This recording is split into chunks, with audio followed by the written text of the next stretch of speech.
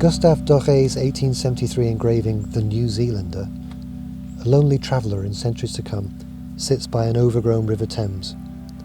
Across the water, the lifeless ruins of a future London, the crumbling dome of St. Paul's as decayed as Rome's Colosseum is today. New Zealand was imagined by Doré as so remote that it would escape the West's imminent collapse, and our Kiwi ponders the ruins of an earlier, collapsed civilization just as an English noble might have done on his grand tour in Rome. One of the things I love about the Grand Romantics was that they had the courage to imagine new society, but also the humility to see beyond that, to see how the world would prove when even their paradise had come and gone. The meme of the New Zealander has had a long life. There is a direct line from him to the dystopian cities of J.G. Ballard, Cormac McCarthy, to 1,000 zombie movies, and he's behind all of those computer games that feature the lonely Avenger scouring the streets of a post-apocalyptic city. Constantin-François Volney, who travelled in Egypt and Syria in 1884, wrote in his book Ruins, or the Survey of the Revolutions of Empires, "What are to become of so many productions of the hands of man?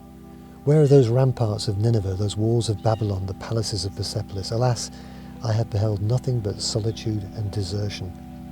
Who can assure me that the present desolation will not one day be the lot of our own country?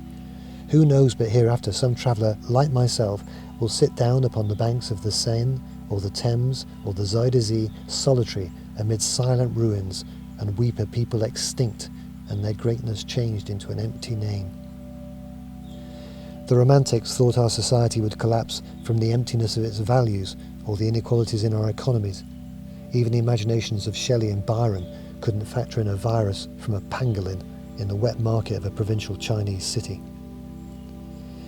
In photographing coronavirus London, I was astonished that by removing from the streets the daily dross of life, cars, drugs, people, suddenly the architecture shone forth. Buildings looked like the architect's plans of them, unblotted, sharp. I'm reminded a little of the paintings of Giorgio de Chirico, linear clarity and brilliantly lit dreamscapes. I never noticed how London is a grand imperial chessboard, with all the architectural pieces laid out awaiting the cavalcade. I titled the city as being lost because A, this London is lost beneath the cacophony, but B, I often got lost making these pictures, but C, most of all, we're all a little lost at 6s and 7s right now. I felt much like I did when I was in a bombed Afghanistan at the beginning of my career, searching a shattered battlefield absent of soldiers, a stage without actors, and me, the New Zealander, scratching for clues. Empty London is a memento mori, a vanitas painting. It shows that this microscopic virus has made proud fools of us all. It has shown us to be ultimately powerless and our investments misguided and empty.